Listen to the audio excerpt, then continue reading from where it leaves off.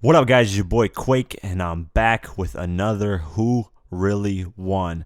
I know you guys have been asking me to do these videos. These videos take a lot of time, a lot of research, and well, the videos just take a lot of detail too, because you have to find the right clips, find the right information, and make sure you don't mess anything up. But I'm back. I'm here to give you another one, and this one is legendary. This one is an actual beef because a lot of things that took place were more physical. Something really bad happened in this beef that I do not condone. Obviously, I'm not trying to glorify these beefs. I'm not trying to put these beefs on a pedestal and say that these rappers should be doing this. That's not the case with these videos. I'm just simply going in history and hip-hop and picking the most interesting beefs, to me at least. And this one is interesting because it's one of the major down south Atlanta beefs that really got overlooked or just wasn't really put on that pedestal of one of the greatest hip-hop beefs. And as you know, Atlanta is really well connected. They support each other in music. That's why Atlanta is still running things. So this beef is rare. Usually when Atlanta artists have beefs, it's not really in the mainstream public, or it's something really small between artists who haven't really taken off yet. But nonetheless, let's get into this. As you can tell by the video title, this is Gucci Mane versus Young Jeezy. The beef started out in 2005, and a lot has taken place since. The beef has died down at this point, but they're still not cool with each other. So you know the drill. Let's get into it. Let's talk about how it started. Obviously, there's a bunch of stories on how it started from Jeezy's side, from Gucci's side. We're going to try to get to the middle of that, and then I'm going to go over the major points in the beef. And then we're going to end it off with who won the battle portion of the beef, which is the short-term portion of the beef, and then who won the war portion of the beef, which is the longevity after the beef. Are they still excelling? Are they still rising? Are they still relevant? You guys know what to do. Get your drink, get your popcorn, sit back, and relax. What's going on with you and Jeezy? I don't fuck with a nigga, he pussy. Right. So, what's got you feeling that way, man? Niggas just be doing little bitch ass shit. You know what I'm saying? Shit a bitch would do, you know what I mean? Like a little bitch. Alright. So where's all that coming from? Because I mean, y'all had the song together. It seemed like the relationship was going along pretty alright. You know, y'all both repping the A. I thought it was a real nigga, man, but you know, nigga carbon copy, man. I'm Oreo. Alright. Everything's cool, man. You know what I'm saying? I've been beefing with niggas in the hood all my life, you know what I'm saying? But it's like one of the weakest niggas I ever beefed with. So it really ain't no problem.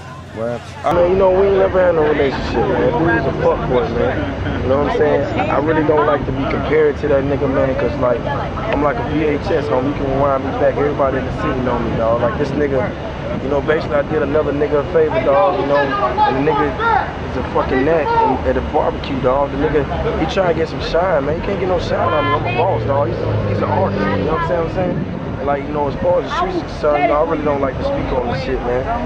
I mean, real talk, in a nutshell, my nigga, ain't no beef, because that nigga know I'm out every day. If you want to see me anytime, nigga, he come see me.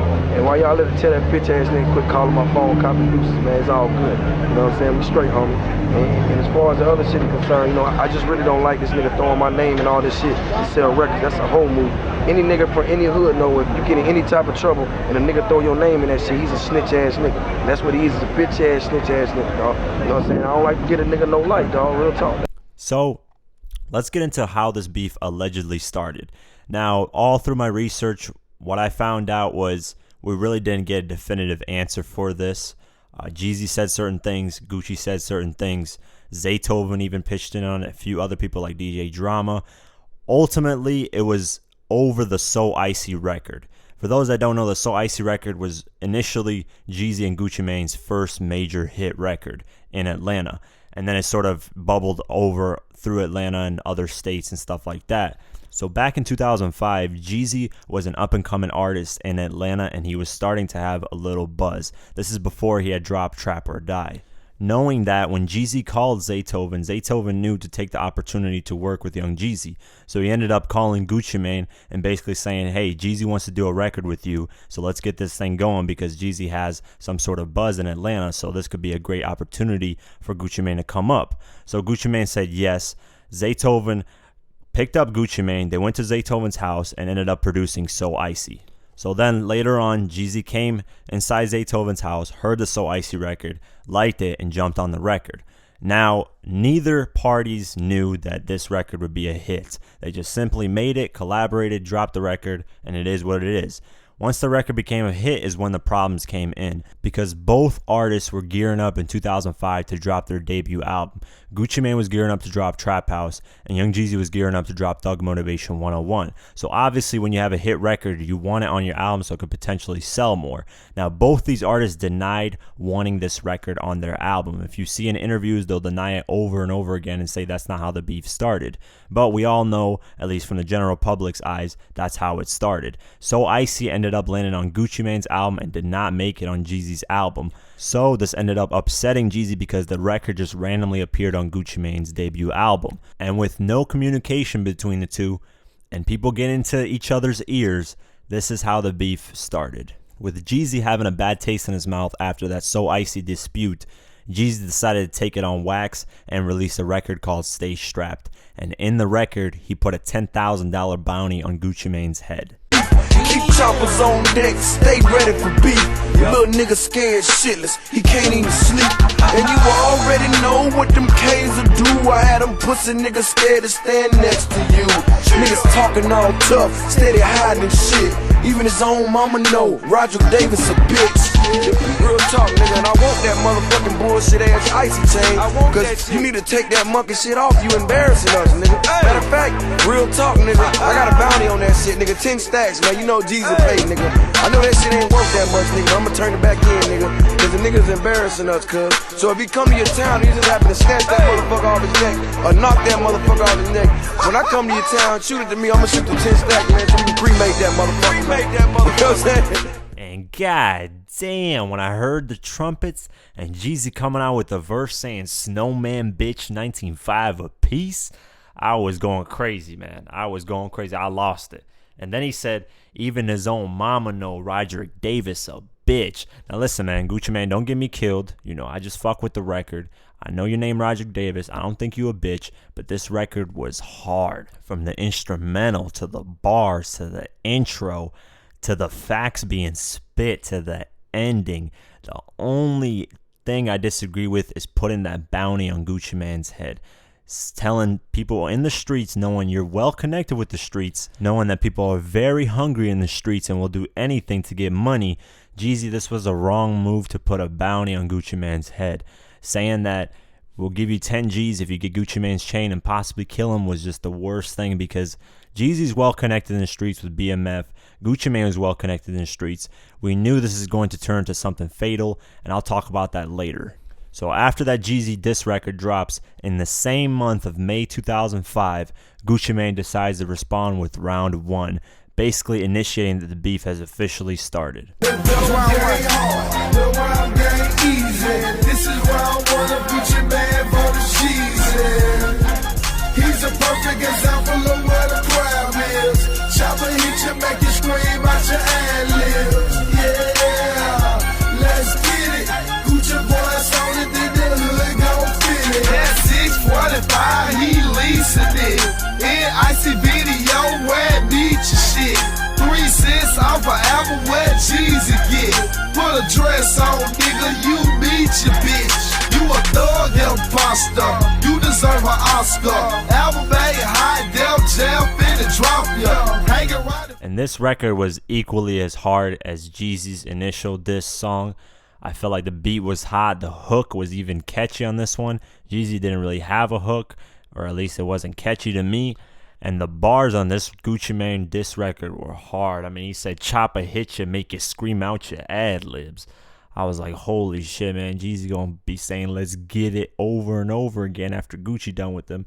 I was losing it, man. This is what beef was about. And these records, this is the thing I miss, is these records, these people were saying their names. They weren't subliminally dissing. You knew who the fuck he was talking about when he said that shit. So after these diss songs came out, this is when the battle turned into a beef. Basically what happened was Gucci Mane on May 10th decided to chill with a female friend at his house. And while they were chilling, a few men broke into his house, allegedly 4 men. And while they were there, they started assaulting Gucci Mane. The men threatened to shoot Gucci. Gucci then did the gangster shit that he normally is supposed to do, because these rappers are gangster rappers. He grabbed his pistol and started shooting. He ended up hitting one person, and then everyone at the house fled the scene besides Gucci. 4 men, they all ran out the house, even the female. I hop out, I start shooting. Bow, bow, bow, bow, bow. Shot the nigga. Bow, shot his ass. Bow, bow, bow, bow. And who Gucci Mane ended up shooting was a rapper signed to Young Jeezy, and this guy grew up with Young Jeezy. His name was Pookie Loc. He was later found dead near a school in Decatur, Georgia. Days later passed, and Gucci Mane ended up turning himself in because a warrant was issued for his arrest, and he was charged with the murder of Pookie Loc. Now, a week later had passed, and Gucci's in jail. He decides to do a phone interview, and when he's doing the interview, he says, "I just want to let everyone know I'm not a murderer. I was upset, I was scared a little bit, but I had to do what I had to do. You got to be a man about it. I'm not a bad person. I have remorse for everything that happened." So clearly Gucci Mane was in a messed up situation, and things went down how they went down. Meanwhile, Jeezy was just denying that he had any connection to the shooting, even though Pookie Loc, who was signed to his label, was killed. He basically just said, hey, Gucci's trying to turn a bad situation into good publicity just to sell his record. Now, while Jeezy is out having the time of his life, having hit records, his album's selling, Gucci Mane is locked up and charged with murder. 6 months have passed, and on January 17, 2006, Gucci Mane is finally acquitted of murder. In the trial, he basically said, hey, this is self-defense. I was getting attacked. I just defended myself, and a witness there, which is probably the female, basically confirmed that and said, yes, this was self-defense. He wasn't going out looking to murder somebody, but they came barging in his house, threatened him, tried to kill him, and he just acted in self-defense, so he was acquitted of murder. Since Gucci Mane was charged with murder, till he beat the case, a whole year had passed. And then Gucci Mane decides to go back on wax and release a diss song called 745. Now what would you do if a nigga tried you and you chillin' with a bitch and some niggas came through? Would you run like a chick or stand like a man? Nigga, tell me when you pissed, do you sit or do you stand? I could've been dead, but I'm still breathing. Do I smell pussy? Now that's Jeezy. You ain't a snowman, you're more like a snowflake. Cupcake, cornflake, nigga, you're too fake. Beyonce, oh that's your fiance. Jeezy is the appetizer, you'll be the entree.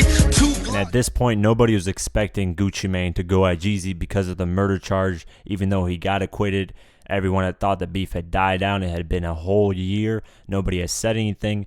But Gucci went on wax again, dropped 745. The record was hard. He even decided to go at Jay-Z towards the end for whatever reason. When the record dropped, everybody had thought the beef had started up again. But Jeezy decided to never respond. And then 2 years later, Gucci Mane decides to team up with DJ Drama, who's a close friend of Jeezy's, to release a Gangsta Grillz mixtape on September 16, 2008. The mixtape was called The Movie, and obviously this sparked controversy again because Jeezy had been really close to DJ Drama. They released a bunch of mixtapes together and basically made history. So when DJ Drama decided to do a mixtape project with Gucci Mane, Jeezy took this the wrong way, sort of disrespect, but DJ Drama has always maintained that he's not on either side of the beef. Now, a few months had passed after this, and on January 12, 2009, there was a screening for the movie Notorious. Jeezy ran into Drama. They got into a fight with each other's entourage, and then months later, Jeezy basically called Drama a bitch and a cornball for working with Gucci Mane. Now, a few more months had passed, and on June 15, 2009, Young Jeezy decides to go on wax and drop a new record called 2423.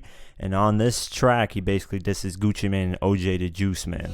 I'm on my Louis shit today, fuck some Gucci Mane. These niggas still on my dick, they like some groupies, man.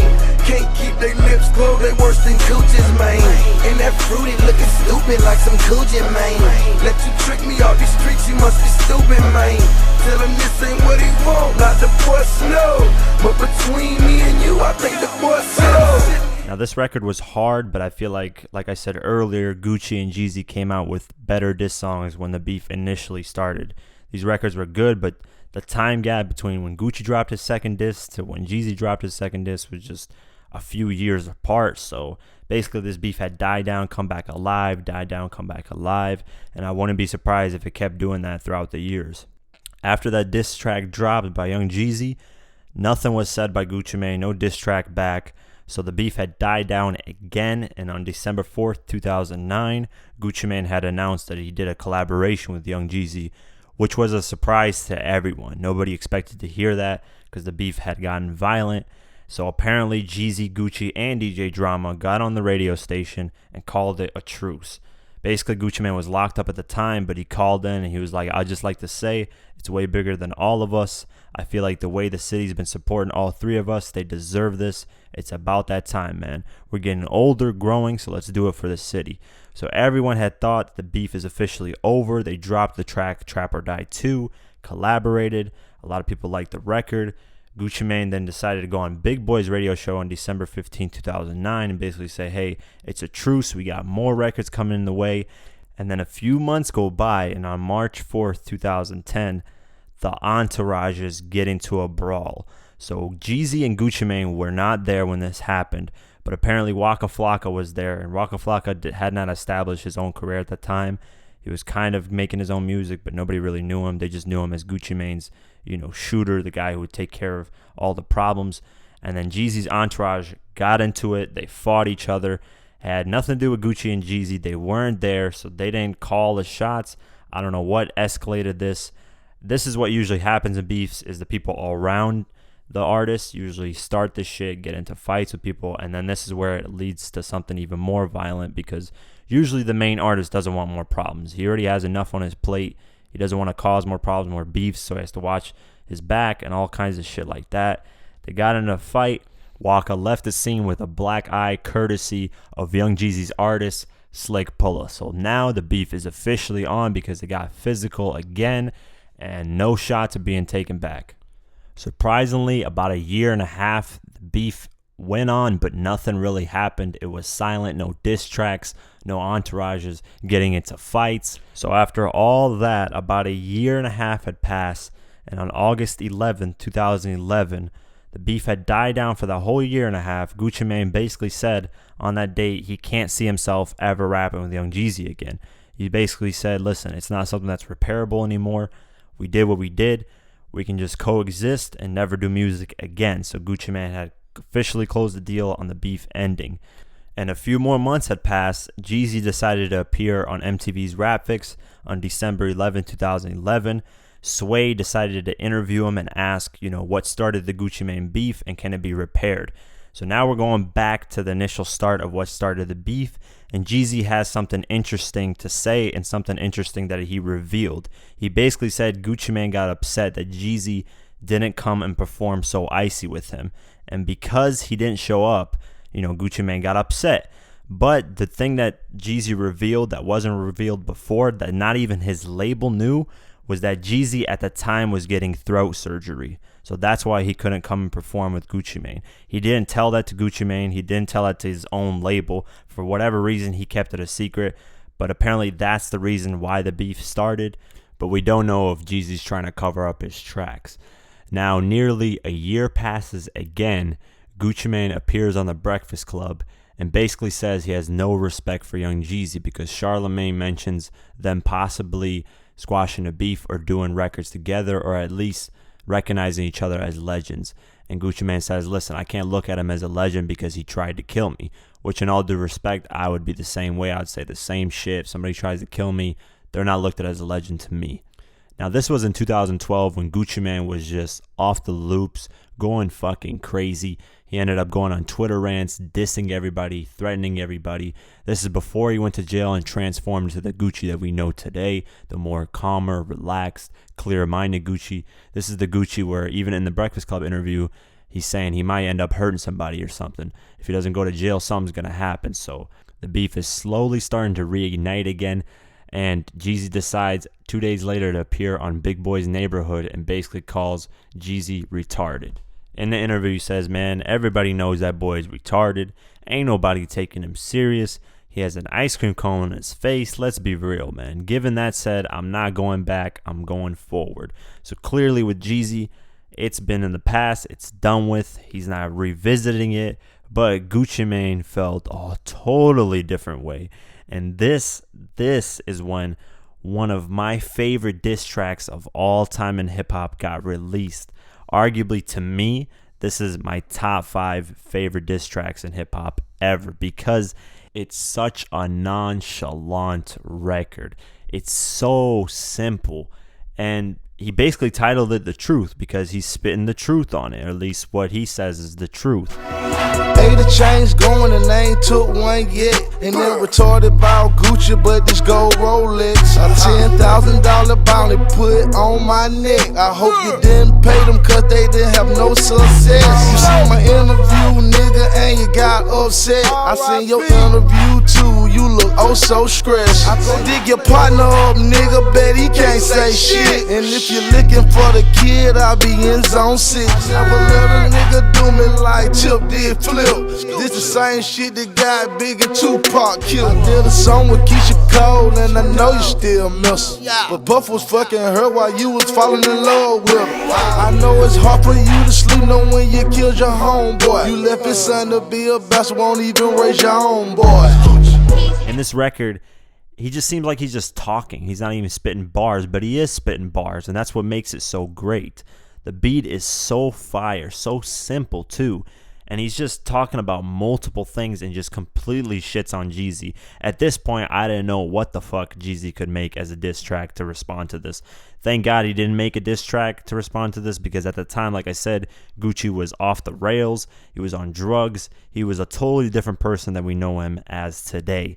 But in the record, man, he talks about Jeezy getting robbed, not being a good father, being in love with Keisha Cole while she was sleeping with other men. She also denied that, but man, one of my favorite lines is a $10,000 bounty put on my neck. I hope you didn't pay them because they didn't have no success. Man, this, if you've never heard this record or this track, man, go ahead and check it out. And let me know what you think, because, man, this is one of the hardest, my favorite diss track, I think top 5 for me, no doubt. I mean, Gucci ended the diss track by saying this: I know it's hard for you to sleep knowing you killed your homeboy, referring to, you know, the guy that came in, tried to shoot Gucci, he ended up dying. That was Jeezy's homeboy. Then he said after that line, you left his son to be a bastard, won't even raise your own boy. God damn, I was... Man, I don't know what the fuck to say. I was speechless. I was speechless. There's nothing left to say. He said, you left your son to be a bastard, meaning he ain't got a father. You left his son to be a bastard. Then you won't even raise your own damn kid. God damn, man. Gucci, like I said, top 5 diss record of all time. I mean, he went in. Nothing held back. And then after that diss track dropped, Jeezy didn't say anything. Then, of course, Gucci Mane went on that rant on Twitter, and he basically bets 100,000 that he can beat up Young Jeezy. He says in the tweets, I, Roger Davis, aka Guwap, bet 100K I can and will beat Jeezy ass. So that's where the beef basically ended. After that Twitter rant, you know, nothing was said after that. Gucci Mane ended up going to prison, I believe in summer 2014. Now the beef has died out. So, you know, they're two totally different people now. Gucci came out with a more clear mind, more focused on his career. Jeezy has been excelling in his career. So the beef ended so far, but we don't know, because this beef has been, you know, died out, hashed out sometimes, but it got reignited again. So you never know in the future if this beef is going to continue again, but we'll just have to see.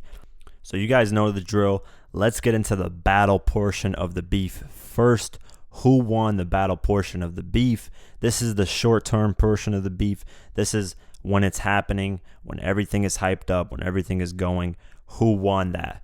Well, with the first diss tracks, Round 1 by Gucci Mane and Stay Strapped by Jeezy, they both came out strong. I like both the records. Both were spitting some hard shit on that with memorable lines. So in the initial start, they were both ahead of their time. They're both doing good.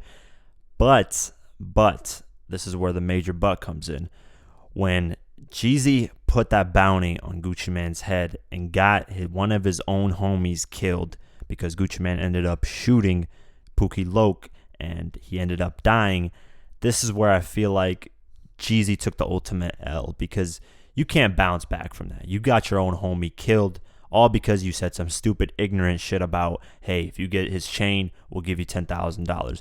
When you know damn well your homie, you could have just gave him 10 G's. If that's your artist, you could have gave him 10 G's. He shouldn't be starving enough to take somebody's chain for $10,000.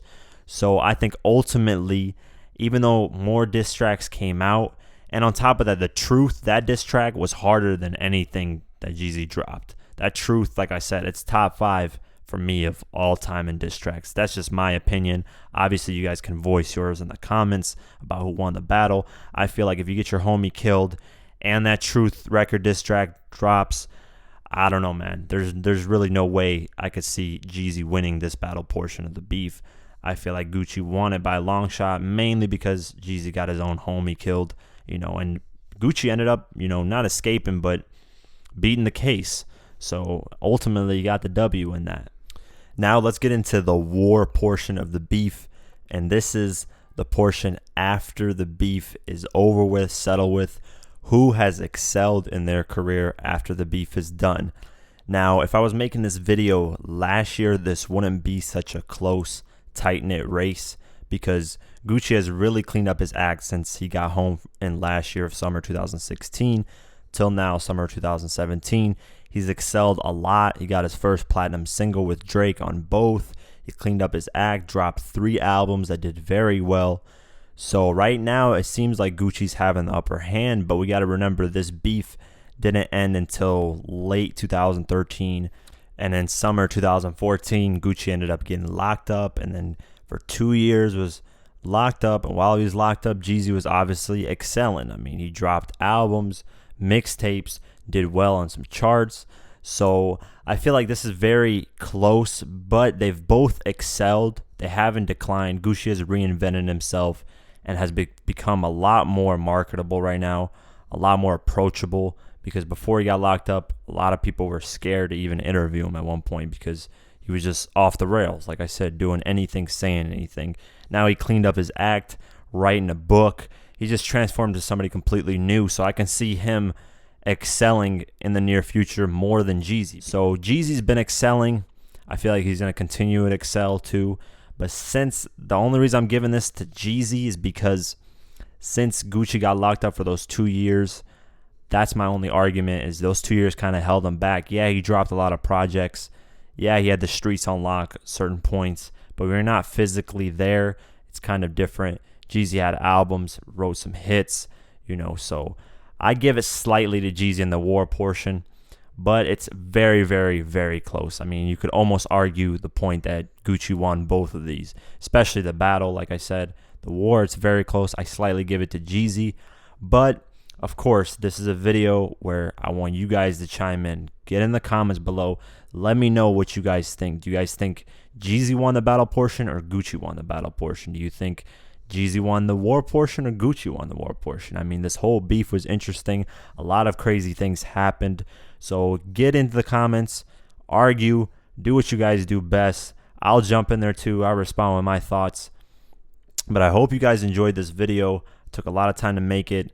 I will be continuing these beef videos. A lot of people seem to like them. The 50 and Ross one was received very well. So let me know what you guys think in the comments below. Like, share, subscribe, follow me on Instagram and Twitter, and I'll see you guys in the next one. Peace.